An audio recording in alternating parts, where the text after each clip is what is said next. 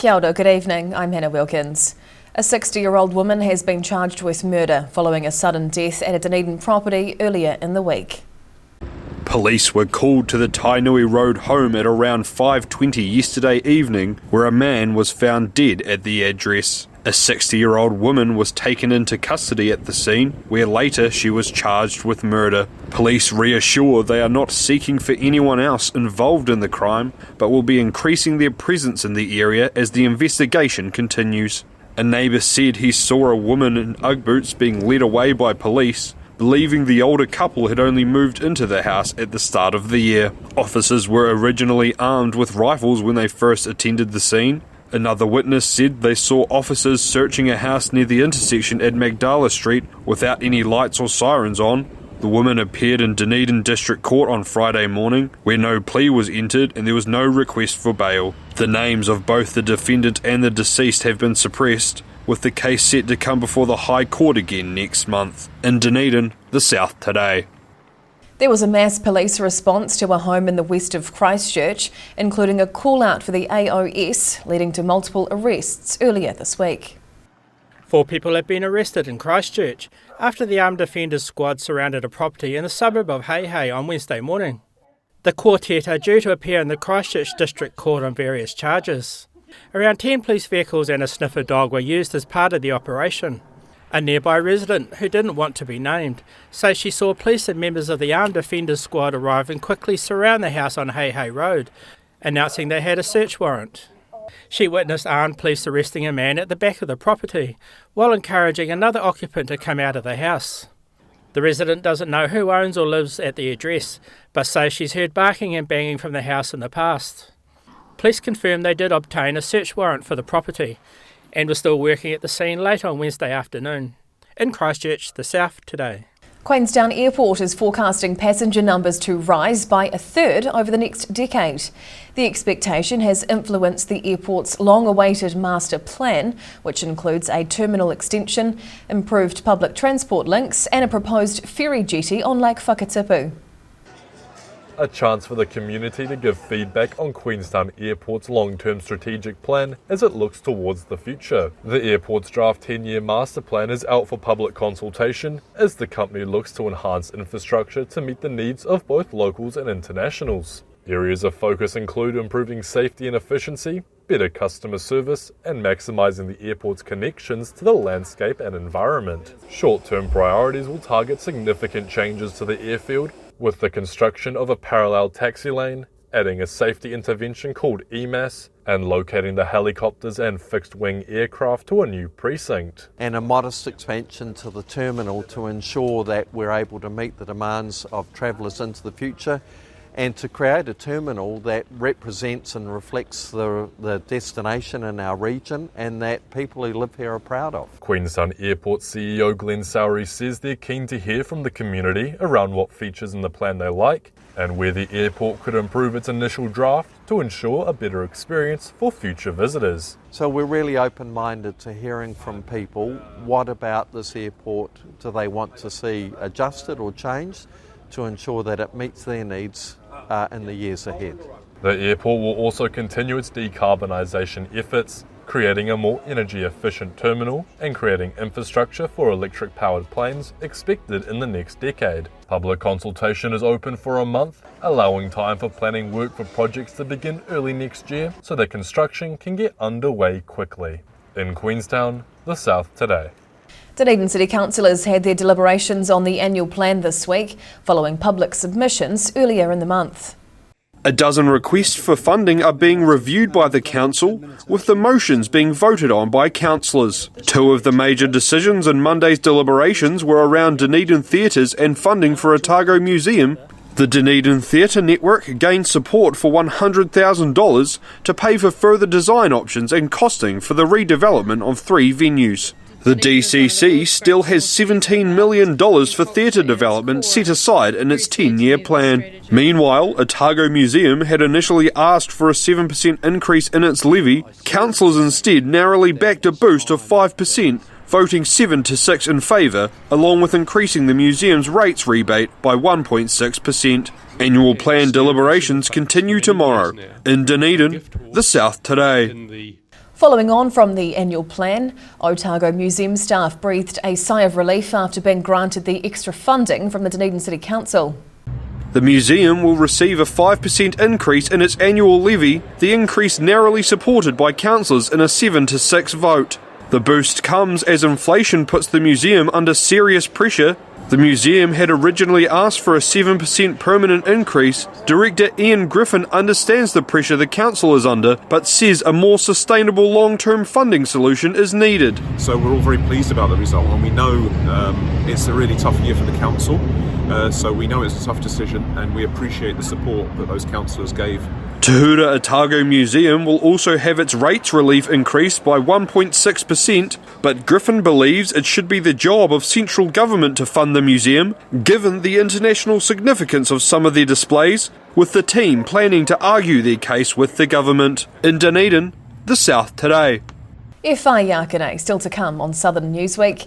A new era could be dawning for an historic Dunedin castle as the City Council grants building consents and Southlanders find a way to celebrate despite the cancellation of Bluff's Oyster Festival.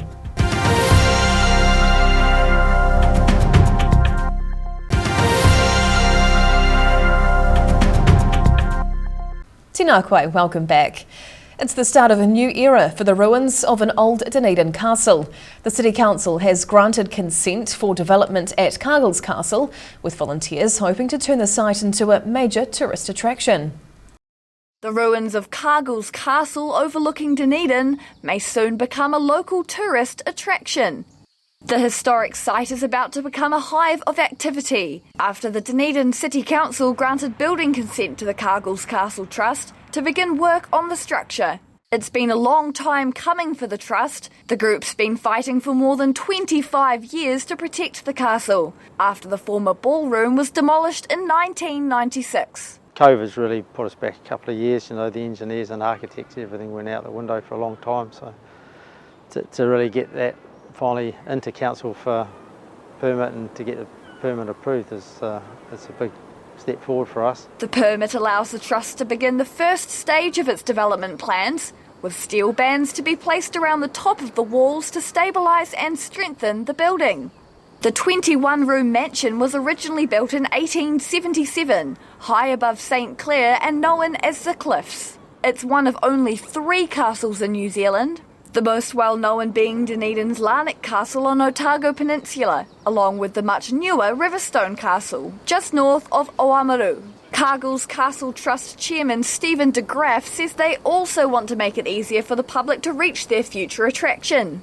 That's one thing we're looking for this year, is to start sort of constructing the track from the castle side over towards the Highgrove subdivision.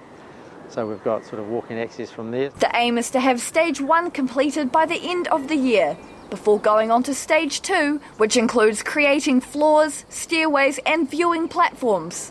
In a long time really, we've been working on it for a long time and treating water at different stages, waiting for access to open up and funding. The entire project is expected to cost up to $2 million, which means more fundraising for the Trust, starting with a Heritage Homes Open Day this Sunday. In Dunedin, the South Today. Police are on the hunt for 2 motorcycles which were stolen from competitors last weekend ahead of a motocross competition in central Otago. Police are investigating the theft of 2 motorcycles belonging to a pair of young Canterbury riders who were competing in the King of Central MX at the weekend. The KTM 65 race bike and a Thumpster motorcycle were both locked in a trailer at the Cromwell motocross track off Bannockburn Road.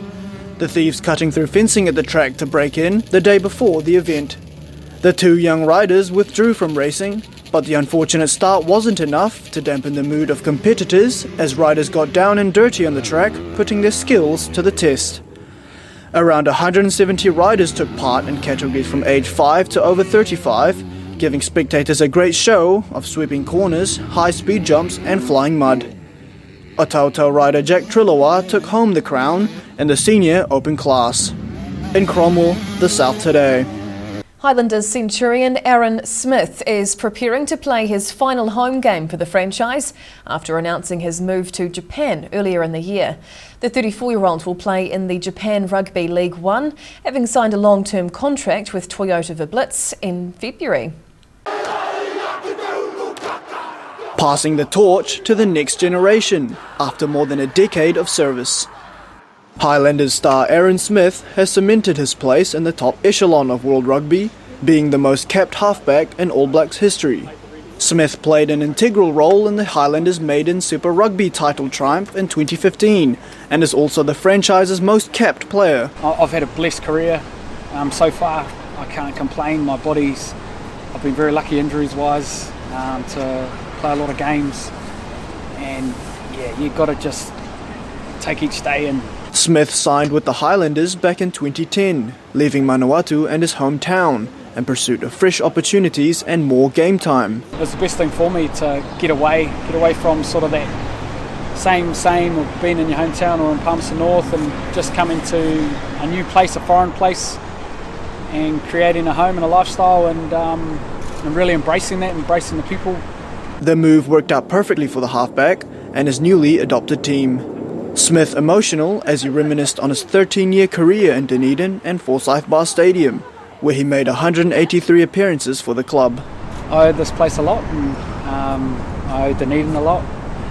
I owe the Highlanders a lot, and I've got a lot of special moments on this field, and I'd just love nothing more than just to win this weekend.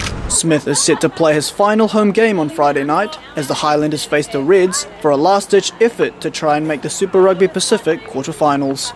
In Dunedin, the South Today.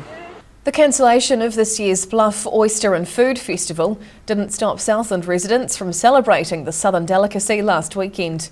A bus tour took guests to 5 mystery locations, giving the 90 passengers a special oyster experience. Eagerly trying out something a little new. After the famous Bluff Oyster Festival was cancelled this year, Southland's hospitality industry stepped in to fill the gap, serving up a shellfish-centric bus tour good-humouredly named Not the Bluff Oyster Festival.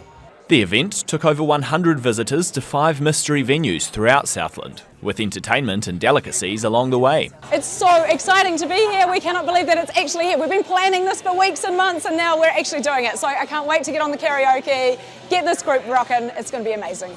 It's the second year the tour's been run, and this time it's part of a bigger event called Taste Southland. Other activities on offer include a shellfish-inspired gourmet chocolate class, a 6-course menu showcasing southern cuisine, and a formal shindig called the Great Gatsby Oyster Ball. These fantastic events are just something that's new on the calendar, so it's really good to be a part of these and enjoy a day out when it's something quite different, and get to celebrate some of our hospitality venues around as well too.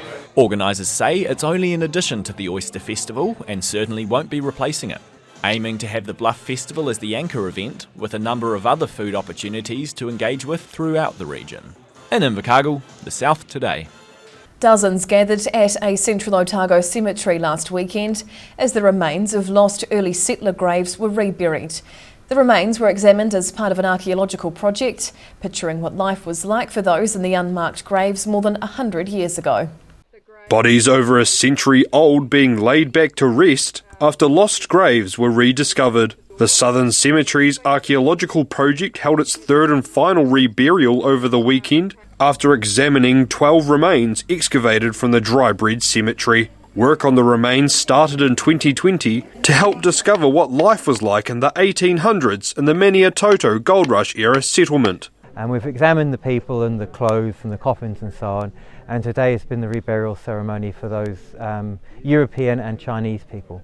From the remains that were examined, that ranged from infants to adults, 5 were found to be of Chinese descent. Many of them immigrated to the country in that era in search of money to bring back home to feed their families. The studies done from the project were able to determine the health, well-being and society of those early settlers in the Otago region. Reinter these people back where they were found, and now with some identity as to who they were, and their graves have been found again. In total, the archaeological project has uncovered the remains of 73 early settlers from 3 different cemeteries across the region. Analysis is still ongoing with the Drybread discoveries, where a monograph detailing their findings of the people and the community they lived in will be made. In Drybread, the South Today. Dunedin motocross star Courtney Duncan has made history after her latest double Grand Prix victory in France. Duncan was competing in the fourth round of the FIM Women's Motocross Championship over the weekend, on a track described as highly technical and challenging. The 27-year-old made a dramatic downhill double pass in the opening race, but crashed into a muddy bank while closing in on six-time world champion Italy's Chiara Fontanesi. But Duncan was able to quickly get back on the bike, winning the first race by 27 seconds. She went on to beat Fontanesi by 7 seconds in the second race, after leading from start to finish. That extends Duncan's championship lead this season by 20 points, while the double motor victories broke the record for the most ever Grand Prix wins, with a whopping 22. No, it was a really good weekend for me. I cannot ask for too much more. Like you say, 2 moto victories, 2 different tracks. Duncan is now set to return to New Zealand for training and a short break before heading to the Netherlands in August for round 5 of the Women's Motocross Championship. Whaiākere still to come on Southern Newsweek. Tap water from around the country was under the microscope at a taste testing competition in Dunedin, and code brown at Invercargill's Splash Palace after a big increase in pool pooping incidents.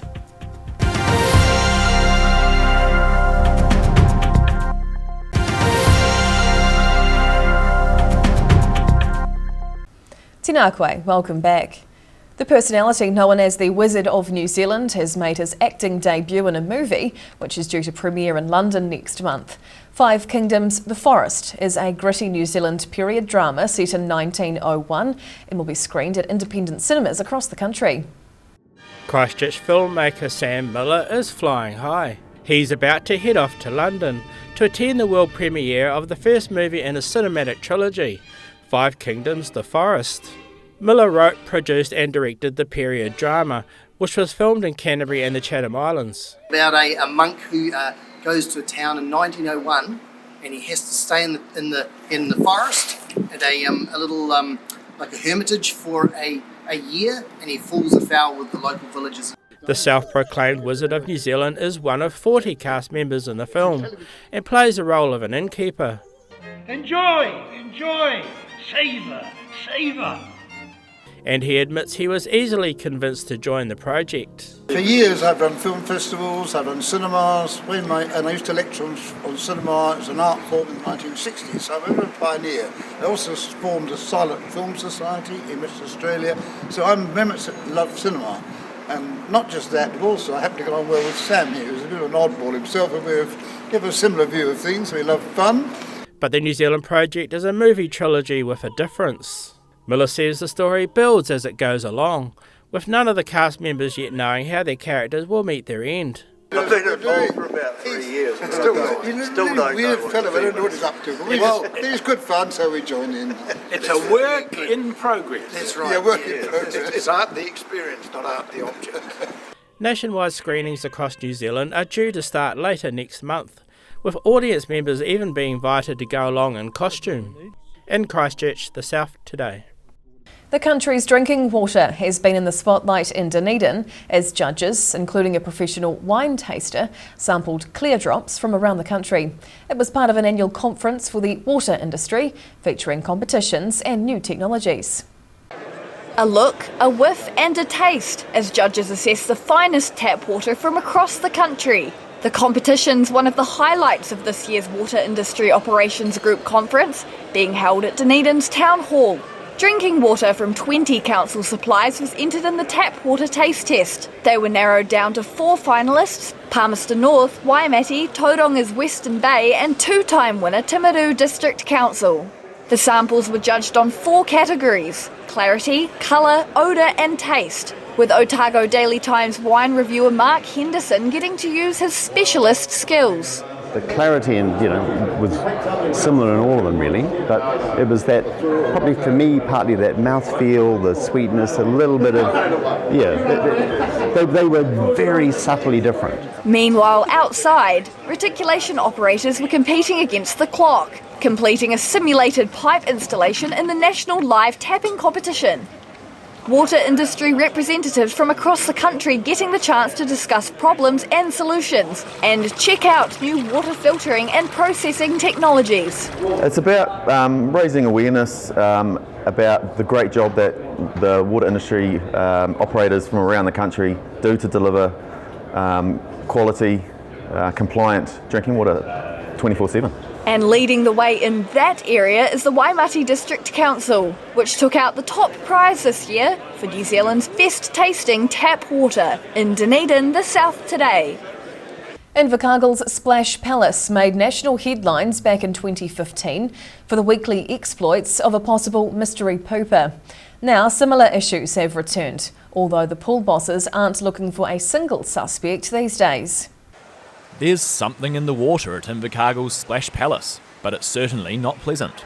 16 code brown incidents have struck the facility so far this year, forcing the closure of pools for a total of more than 40 hours. Figures released to the Southland Express this week show pool pooping is up nearly 20% from last year, with 12 incidents in the leisure pool, 2 in the learners pool and 2 in the main pool. The response procedure is to clear swimmers from the affected waters and remove the faecal matter with scoops or a vacuum. The water's then tested and chlorine is added, with the pool remaining off limits for a set period depending on the severity of the incident.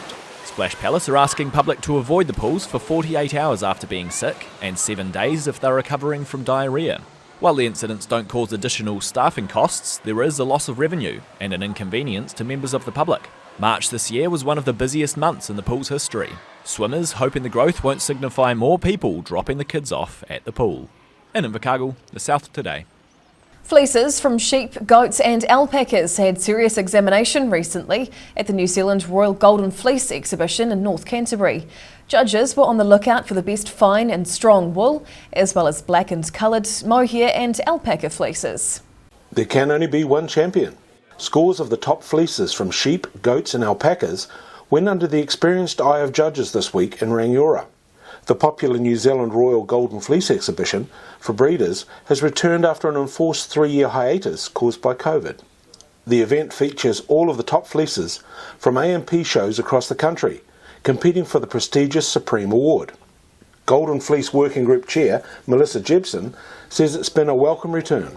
Look, it's great to have this fleece and fibre exhibition back up and running after we've had a break with COVID. The Supreme Fine and Strong Wool Fleeces Awards went to AD and SD Patterson of Central Otago and Rachel Humphreys of Fielding. Meanwhile, Blenheim claimed one of the alpaca awards, while Banks Peninsula breeders scooped the other alpaca and the top mohair award.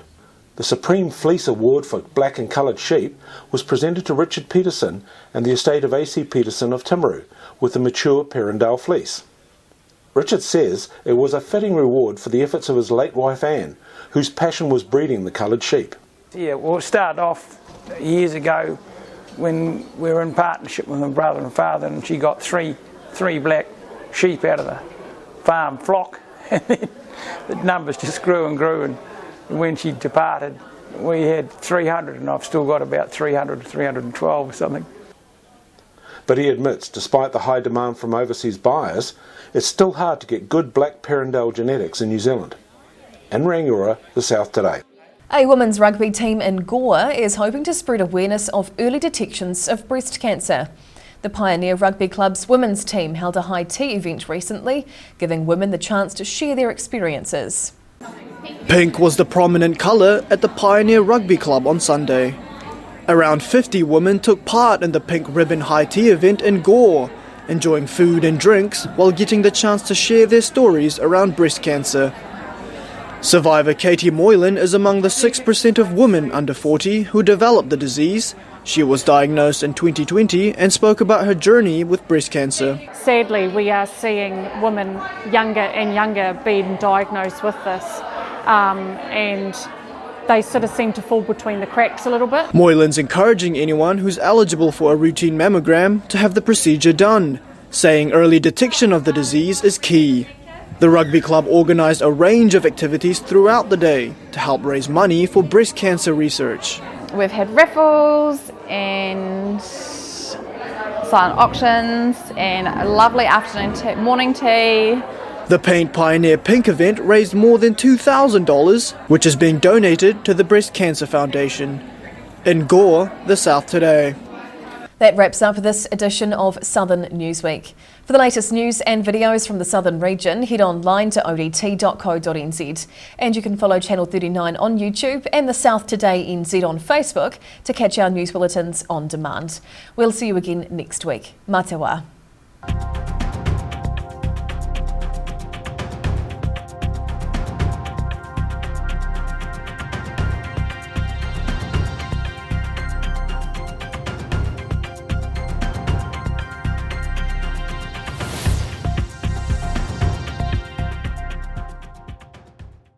Public interest journalism funded through New Zealand On Air.